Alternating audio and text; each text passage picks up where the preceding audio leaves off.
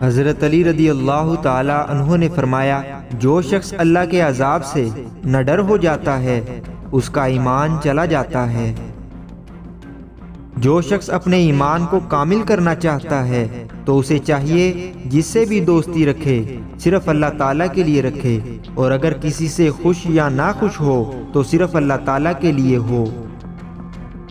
ایمان ایک درخت ہے جس کی جڑ یقین، شاخیں پرہیزگاری، پھول حیا اور پھل سخاوت ہے۔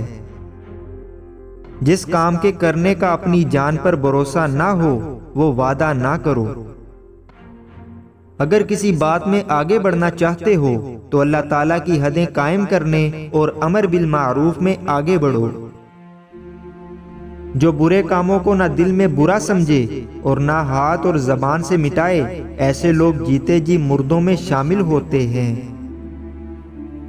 آخرت تمہارے رہنے کا گھر ہے، پس تم اس کے لیے وہ سامان تیار کرو جو ہمیشہ تمہارے کام آئے۔ جو شخص زیادہ فکر کرتا ہے اس کا خاتمہ اور انجام اچھا ہوتا ہے۔ شرافت عقل و ادب سے ہے نہ کہ مال و نسب سے ہے۔ اگر کسی پر بھروسہ کرو تو آخر تک کرو، نتیجہ چاہے کچھ بھی نکلے، آخر میں آپ کو ایک سچا دوست ملے گا یا پھر ایک اچھا سبق۔ بے شک سب سے زیادہ ثواب ملنے والی نیکی احسان، اور بلا شبہ تمام کاموں میں نیک انجام والا کام صبر ہے۔ بے شک وہ احسان جو تو نے کسی کے ساتھ کیا ہے در حقیقت تو نے اپنی جان کے ساتھ کیا ہے اور اس کے ذریعے اپنی عزت کو محفوظ کیا ہے۔